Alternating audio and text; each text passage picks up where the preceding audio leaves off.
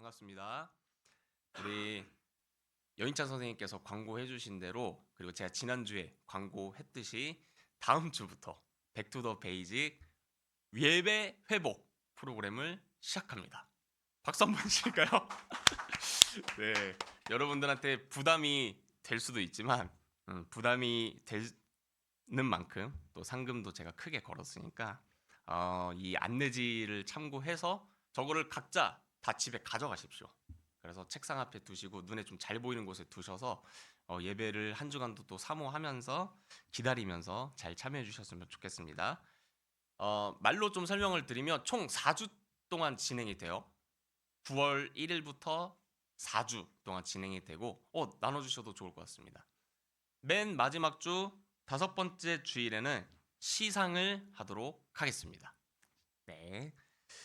자, 이 예배 회복이 사실 이 전도사, 사역자 한 사람으로 회복이 되는 게 아니거든요. 우리 한번 이 구호를 좀 따라해 봤으면 좋겠습니다. 자, 안내지 받고 저를 좀 봐주시고 좀 따라해 주세요. 좋은 예배는 여러분 귀가 어두우신가요? 아침이라. 다시 좋은 예배는 함께 만들어가는 것이다. 좋은 예배는 함께 만들어가는 것이다. 네, 우리 에스틴 중고등부 예배가 건강하게 세워져 나가기 위해 잘 참여해 주시면 좋겠어요. 자, 그런데 좋은 예배가 만들어지는 거는 어떤 이런 프로그램, 무브먼트 이런 걸로만 되지 않습니다. 또 우리 하나님의 말씀을 통해서 예배가 뭔지 좀 우리 안에 이해가 되어지고 해석이 좀 되어질 필요가 있기 때문에 당분간은 또 예배와 관련된 좀 말씀을 나누도록 할게요. 자, 그래서 오늘 본문 말씀을 좀 해석을 좀 해드리려고 합니다.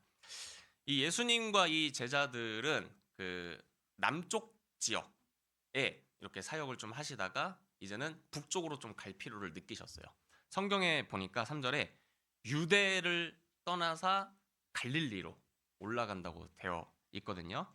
그런데 그런 계획을 세우시는데 특별히 남들이 가지 않는 길을 좀 가려고 하십니다. 우리 말씀을 좀 띄워봐 주시겠어요? 3절, 4절 좀 다 같이 한번 읽어봅시다. 시작.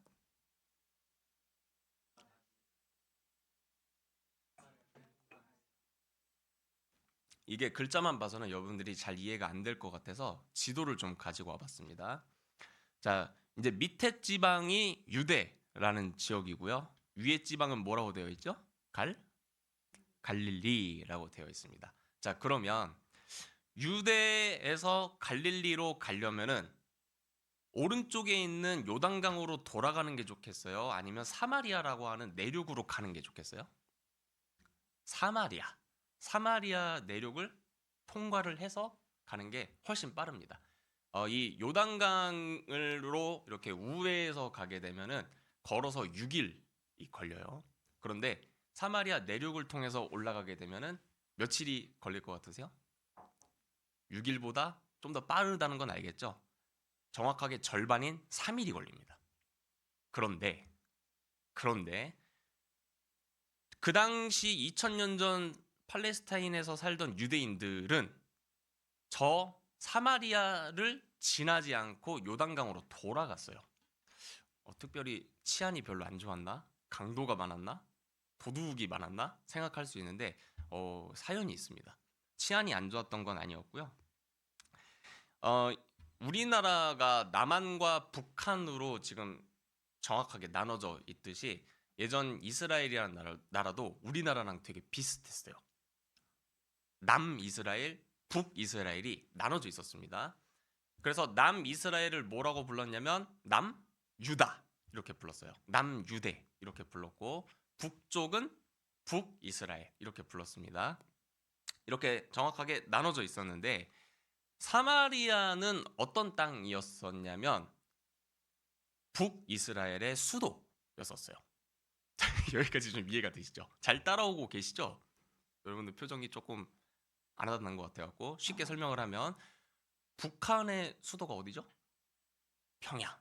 남한의 수도는 서울이잖아요. 마찬가지로 남유다의 수도는 예루살렘인데 이스라엘의 수도는 사마리아였다는 것이에요.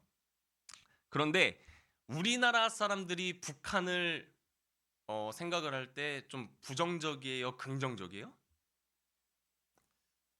긍정적인 것도 물론 있어요. 우리는 한민족이다, 같은 피다, 결국 우리 가족이다 이렇게 생각하기도 하지만 저들은 공산주의 국가야. 그리고 저 김일성의 후에 정권은 타락했어. 인권이 박살났어. 저 정권은 무너져야 돼. 이렇게 좀 안 좋게 생각하기도 하잖아요. 마찬가지로 남쪽에 살고 있었던 남유다 사람들도 북이스라엘을 어떻게 생각했냐면 저들은 배교자야. 저들은 이단이야. 이렇게 생각을 했다고요. 마치 우리가 신천지 생각하듯이 남유다 사람들도 북이스라엘을 그렇게 생각을 했어요. 왜 그렇게 생각을 했었냐면 북이스라엘이 우리로 치면 미국 같은 강대국, 아수르라고 하는 강대국에 의해서 멸망당하거든요. 그러면 어떻게 하겠어요? 그런 강대국에 싸바싸바 하면서 우리가 살아야 될 거 아니에요. 그래서 아수르가 북이스라엘을 못 살게 구니까 아우 죄송합니다 하면서 아수르 사람들과 섞이게 되었습니다. 피가. 그런데 당시 이스라엘 사람들은 혈통을 굉장히 중요하게 생각했어요. 그래서 이방인, 그러니까 흑인, 황인 이렇게 하면은 우리는 백인이니까 절대 피가 섞이면 안 돼. 혼혈은 할 수가 없는 거야. 그거는 배교행위야. 이렇게 생각을 했는데 이 북이스라엘은 현실에 뿌리 박혀서 타협을 해서 섞여 버렸다고요. 피가. 아수르 사람들이랑 관계를 맺고 아기를 낳고 그랬기 때문에 저들은 배교자야. 이렇게 생각을 했어요. 그래서 남유다 사람들이 봤을 때는 저 북이스라엘과 사마리아 사람들은 더러운 사람들이야. 배교자야. 이단이야. 이렇게 생각을 했다고요. 그래서 조금도 섞이기 싫어서 조금도 부대끼기 싫어서 요단강으로 이렇게 돌아서 갔던 거예요. 그런데 예수님께서 말씀을 좀 띄워봐 주시겠어요? 4절에 보니까 어디로 가겠다고 하시죠? 예수님도 유대인이셨는데 4절에 보니까 어디로 가겠다고 하세요? 사마리아를 통과를 굳이 하겠다고 하십니다. 그 이유를 좀 말씀을 좀 보면서 살펴보도록 하겠습니다. 예수님은 이런 유대 사회의 관례를 깨고 금기 지역을 굳이 찾아서 가십니다. 5절에서 9절 말씀 다 같이 한번 좀 읽어볼게요. 시작.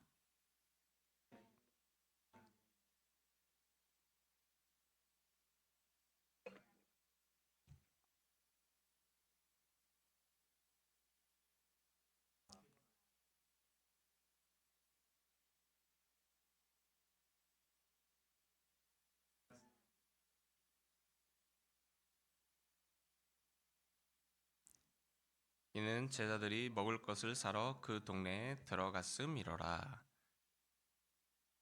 사마리아 여자가 이르되 당신은 유대인으로서 어찌하여 사마리아 여자인 나에게 물을 달라 하나이까 하니 이는 유대인이 사마리아인과 상종하지 아니함이로라.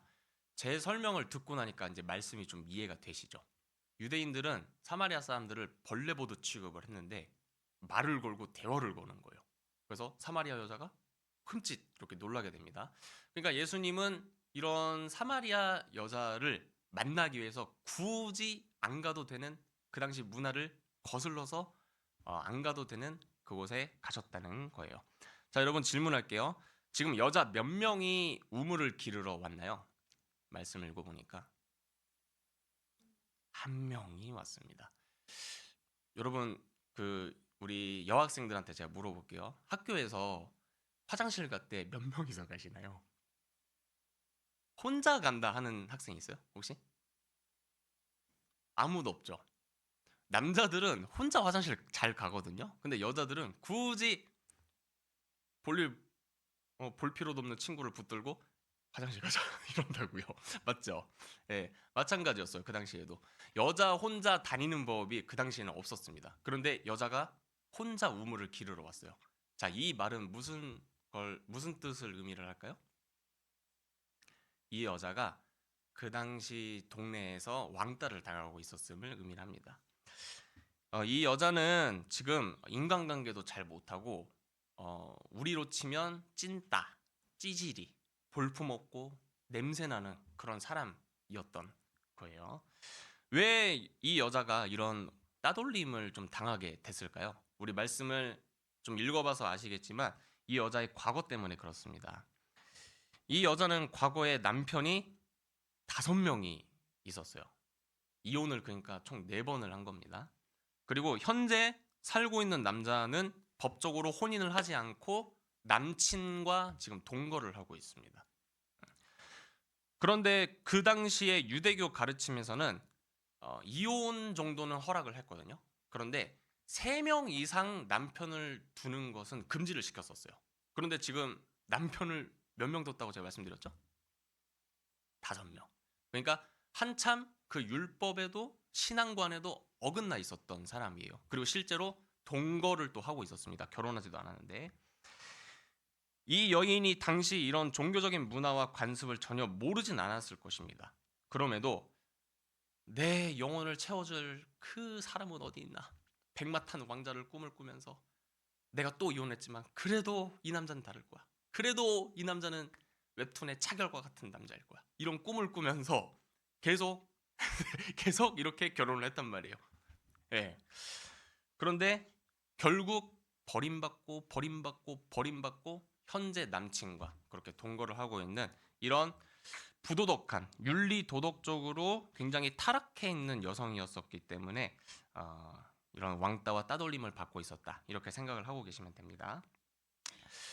친구가 없어요. 그래서 여기에 물을 기르는 우물이 나오죠. 이게 이 여인의 상태를 대변을 하고 있는 건데 여인이 혼자 물을 길러서 물을 떠 보지만 아무리 마셔도 목이 마른 거예요. 예수님은 지금 이 우물을 매개로 이 여인의 마음 상태를 치료하기 위해서 그 사마리아 땅에 굳이 가신 겁니다. 예수님이 말씀하십니다. 좀 목이 말라서 그러는데 물 좀 주시겠습니까? 잔뜩 위축이 돼서 당신은 유대인 남자 아니에요? 근데 어떻게 저 같은 미천한 사마리아 여자한테 물을 달라고 하세요? 왜 저 같은 사람한테 말을 거시는지 라면서 위축되어져 가요. 자, 여러분 이 대화에서 느껴지는 여자의 감정이 있으셔야 돼요. 자, 예수님이 물 좀 주시겠습니까? 라고 했어요. 그러면 보통 사람이라면 되게 피곤해 보이시네요. 물 제가 가져다 드릴게요. 여기 조금만 계세요. 하면서 물을 길러서 여기 드십시오. 아유, 시원하시죠? 이렇게 대화가 오고 가야 맞죠? 그런데 물 좀 주시겠습니까? 위축되었고 당신은 유대인 남자 아니에요? 이렇게 동문서답이 지금 왔다 갔다 하고 있는 겁니다. 그러니까 자기 방어 기제가 엄청 지금 있는 상태예요. 예수님께서 말씀하십니다. 만약 당신이 내가 누군지 알았다라면 오히려 나한테 물을 달라고 했을 거예요. 근데 지금 당신은 물을 기를 도구도 없는데 어떻게 이렇게 자신 있게 얘기를 하세요? 내가 주는 물은 영원히 목마르지 않는 엄청난 물이에요. 이렇게 얘기를 합니다. 그런 물이 진짜 있다고요? 와, 대박. 그 물이 있다면 나 진짜 한번 마셔보면 안 될까요? 한 번만 주세요. 이렇게 부탁을 합니다. 이런 대화를 나누신 후에 뜬금없이 예수님께서 이 여인의 과거 얘기를 꺼내십니다. 참 예수님도 눈치가 없으시지. 남편을 데려오십시오. 저는 남편이 없는데요. 그런데 예수님은 하나님이시잖아요. 그래서 그 여인의 과거를 정확하게 꿰뚫어 보셨어요. 그 말이 맞다 라면서 남편을 5명이나 바꾸었고 지금 사는 동거남도 남편이 아닌 남친이라는 것을 말씀하시면서 죄악되고 수치스럽고 부도덕한 과거와 현재 삶을 들춰내십니다. 그 이후 이 여인의 반응을 좀 함께 살펴볼게요. 19절부터 24절까지 다 같이 시작. 19절부터 시작.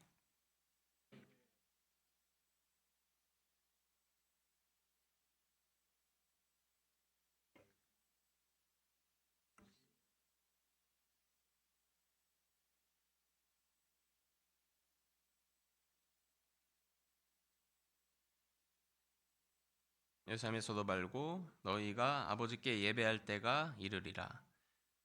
너희는 알지 못하는 것을 예배하고 우리는 아는 것을 예배하노니 이는 구원이 유대인에게서 남이라. 아버지께 참되게 예배하는 자들은 영과 진리로 예배할 때가 오나니 곧 이때라. 아버지께서는 자기에게 이렇게 예배하는 자들을 찾으시느니라. 하나님은 영이시니 예배하는 자가 영과 진리로 예배할지니라. 자, 또 동문서답을 해요. 당신은 남편이 그렇게 많이 있었고 지금도 남친과 동거하고 있는 사람이에요. 예수님 말씀하셨는데 여자가 오! 당신은 선지자시네요. 그러면서 예배를 주제로 꺼내요. 여러분 이거를 인간적으로 감정적으로 해석하면 어떻게 좀 해석을 할 수 있을까요? 굉장히 껄끄럽죠. 자신의 이 죄악되고 수치스러운 과거를 굳이 깊이 얘기하고 싶겠습니까? 그래서 껄끄럽기 때문에 대화의 화제를 바꿨다.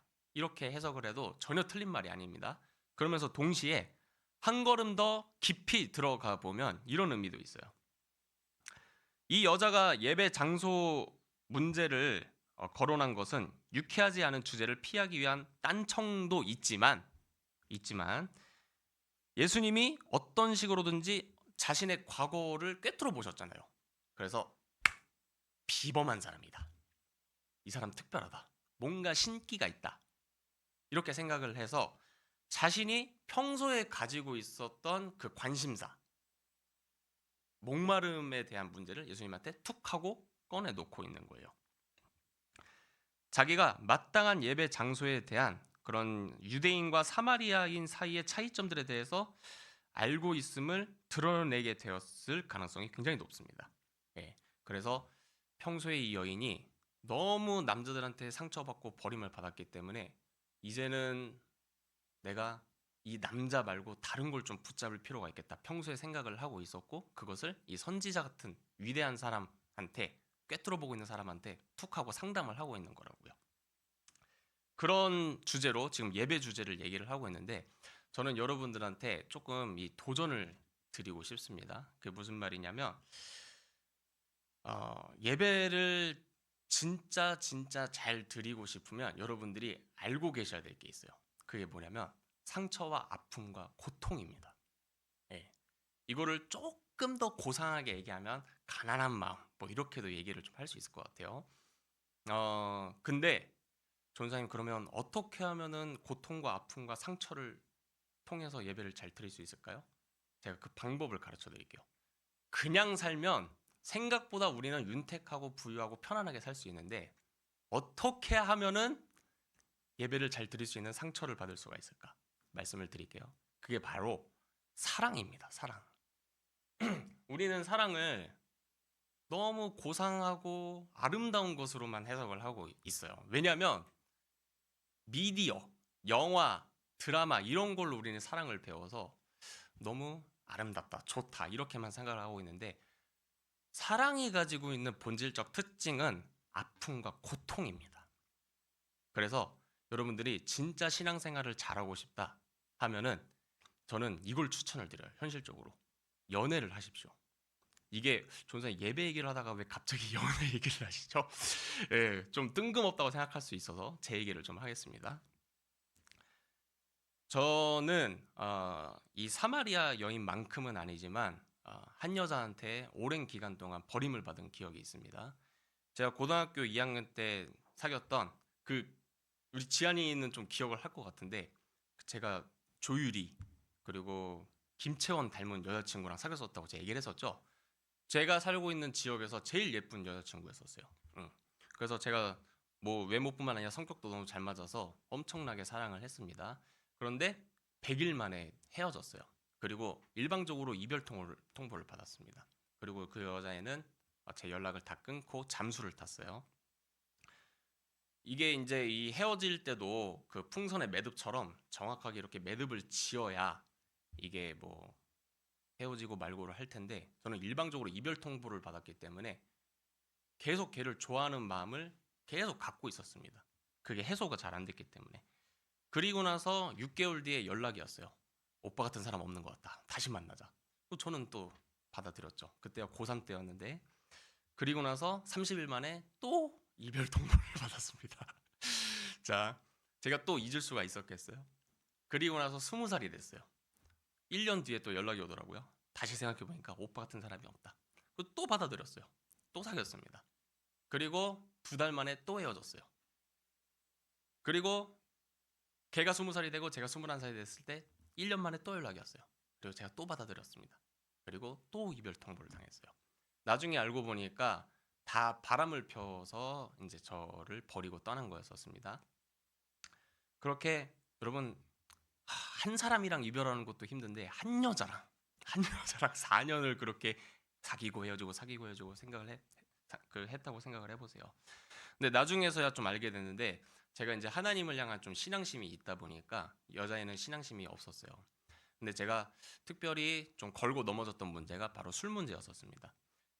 술을 마시면서 같이 남자애들이랑 이렇게 즐겁게 노는 사진을 오늘날로 치면 인스타그램에 계속 올리는 거예요. 근데 제가 그거 보고 너무 불편해서 술 먹지 마라, 술 먹지 마라, 다른 남자 만나지 마라 얘기를 해도, 나는 오빠가 그렇게 술 먹지 말라고 해도 나는 결국 먹고 남자들이랑 놀 거야 이러더라고요.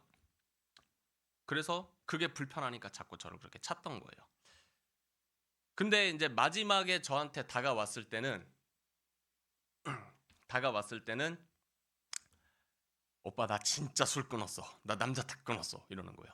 그래서 그걸 믿고 사귀었는데 또 인스타그램에 올라온 걸 보고 제가 뭐라고 했고 또 그렇게 헤어지게 됐습니다. 제가 너무 화가 나고 억울하고 열이 받고 상처가 되고 고통스러워서 새벽 2시 30분에 교회 기도실로 찾아갔습니다. 그래갖고 막 부르짖었어요. 하나님, 하나님, 하나님. 제가 이런 기도까지 했습니다. 제가 솔직히 하나님만 안 믿고 있었어도 제가 걔한테 그렇게 술 끊으라고 얘기도 안 했을 거고 걔랑 잘 사귈 수 있었을 텐데, 하나님 신앙하는 게 그렇게 죄입니까? 주여, 주여, 너무 아픕니다. 너무 고통스럽습니다. 힘듭니다. 막 울면서 기도를 했어요. 근데 하나님께서 툭 하고 저한테 임재를 하시는데 뭐라고 하셨냐면, 은성아, 그게 너를 향한 내 마음이야 이러시는 거예요. 은성아, 그게 너를 향한 내 마음이야. 내가 너를 향해서 계속 다가가고 말을 걸고 그렇게 얘기를 했어도 너 계속 나 도망 다니고 바람 폈잖아. 나 떠났었잖아. 그게 너를 향한 내 마음이야. 그게 너를 향한 내 마음이야. 그거를 계속 주시는 거야. 내가 엉엉엉엉엉 울면서, 하나님 이렇게 고통스러우셨다고요? 죄송합니다. 죄송합니다 하면서 제가 회개하고 돌아갔던 시절이 생각이 납니다. 성경에도 실제로 그런 말이 쓰여져 있어요. 하나님이 원하시는 제사는 상한 심령이다. 이런 말이 있습니다. 사랑하면 고통받고요. 고통받으면 그분과 공감대가 형성이 되고 동질감이 생기면서 하나님 이런 마음이셨다고요? 이렇게 된다고요. 그러면서 친밀하게 됩니다. 그래서 우리 남자 학생들한테는 이렇게 얘기를 하고 싶어요. 여러분, 인생은 결국 자기가 경험한 것 이상을 경험을 할 수 없어요. 하나님이 여러분 사랑하십니다, 여러분 사랑하십니다 했는데 우리가 사랑을 몰라. 하나님 사랑이 느껴지겠어요? 연애하시면서 애걸복걸하면서 아파하면서 고통스러워하면서 주님 이런 마음이셨다고요? 이렇게 좀 하나님과 친밀해지는 그런 경험들을 좀 하셨으면 좋겠습니다. 제가 왜 남자 형제들한테 이렇게 얘기를 하냐면, 남자들은 본질적으로 사랑을 몰라요. 그러면 전사님, 여자들은 사랑을 압니까? 여자는 사랑을 알아요. 네. 이게 무슨 자별적인 발언입니까, 전도사님? 이거 페미니즘 아닙니까? 아니요. 제가 나중에 기회가 되면 설교를 할 텐데, 여러분, 여자와 남자는 본질적으로 수준 차이가 날 수밖에 없어요. 일단 남자들 재료가 뭐죠? 흙이에요. 흙. 여자들은 뭐예요? 고단백 칼슘. 예. 그래서 여러분, 수명도 여자들이 훨씬 더 많이 살고요. 감수성이라든지 생각하는 수준이라든지. 그래서 여러분, 제가 정민이한테 도전합니다. 여동생이라고 할지라도 잔소리 하잖아요. 새겨 들어야 돼요. 진짜. 제가 진심으로 얘기합니다. 새겨 들으세요. 진짜로. 여자들이 하는 말은 거의 틀린 말이 없어요. 남자들이 보는 것보다 훨씬 많은 걸 봅니다. 그래서 남자들은 연애를 하셔야 되고, 여자들은 뭐 비슷하지만 굳이 연애하지 않아도 여자들끼리 부대끼면서 충분히 그 사랑이 얼마나 아픈 것인지 이미 경험을 하고 계시기 때문에 제가 굳이 잔소리를 하진 않겠습니다. 자, 이제 좀 말씀으로 좀 돌아와서 이거 결론을 좀 어떻게 맺어야 될지 모르겠네요. 네, 좀 말씀으로 좀 돌아와서 어쨌든 여러분들 이 가난한 마음을 가지고 예배 자리에 좀 나오셔야 될 텐데 이 예수님은 이 그 당시 상황이 가지고 있는 그런 문제들을 좀 거론을 하세요. 당시에는 그 예루살렘이라는 그 예배 장소가 있었고 그다음에 사마리아 사람들이 가지고 있는 예배 장소가 있었는데 사마리아 사람들은 그 어떤 그 제사장 무사에 의해서 예배 장소가 파괴되었던 그런 아픈 과거를 갖고 있었거든요. 근데 이제 유대인들은 너네 예배도 못 드리지 너네가 무슨 하나님을 알아 이렇게 비아냥댔다고요. 근데 이제 이 여자는 예배를 향한 목마름이 있잖아요. 목마름이 있다 보니까 당신들은 자꾸 예루살렘에서만 예배 드릴 수 있다고 하고 우리는 예배 장소가 무너졌습니다. 그런데 어떻게 예배를 드릴 수가 있죠? 이렇게 물어봤어요. 예수님께서 새로운 예배에 대한 패러다임을 제시를 하십니다. 이제는 장소가 아니라 너네 마음이 하나님이 임재하시는 성전이 돼서 예배하는 때가 올 것이다. 그때가 곧 언제라? 이때라 이렇게 말씀하세요. 우리가 찬양할 때 우리의 마음 성전되어 주님이 임재하신다 이런 찬양을 우리가 드렸죠. 성전은 어떤 거룩한 장소로서 하나님이 임재하시는 공간이었는데 하나님이 이제는 우리의 마음을 성전 삼으셔서 이제는 우리한테 직접 오신다고 말씀을 하세요. 그리고 사마리아 여자가 깜짝 놀랍니다. 어떻게 그게 가능합니까? 물어봤을 때 예수님께서 이렇게 대답하세요. 하나님은 영이시니라는 말을 합니다. 그러니까 이게 무슨 말이냐면 우리가 사람들이랑 관계를 할 때도 그 사람에 맞춰서 관계를 하죠. 무슨 말이냐면 저는 여러분들이랑 지나기 위해서 노력을 되게 많이 합니다. 우선 아이돌 그 가수들이 신 앨범을 내면 전 무조건 들어봐요. 무조건 들어보고 그리고 여러분들이 관심 가지고 있는 가수가 있다. 라이즈가 너무 멋있다라고 하면은 멤버 한 명 한 명 다 찾아봅니다. 나무위키 들어가서. 왜? 여러분들이랑 관계하려면 여러분한테 제가 맞춰야 되잖아요. 맞죠? 근데 비단 저와 여러분과의 관계뿐이겠어요? 연애를 할 때도 친구들과 관계를 할 때도 그 사람의 관심사를 맞춰야 될 거 아니에요. 마찬가지로 하나님이라는 존재는 몸이 없으신 영이라는 존재이시니 우리도 그 채널에 맞춰야 된다 이렇게 얘기를 하고 계시는 거예요. 자, 다시 자, 우리가 관계를 하려면 내 관심사만 상대방한테 막 얘기하기보다 상대방의 관심사를 공부할 줄도 알아야 됩니다. 그래서 그것을 매개로 관계 맺을 줄 알아야 돼요. 마찬가지로 하나님도 몸이 없으신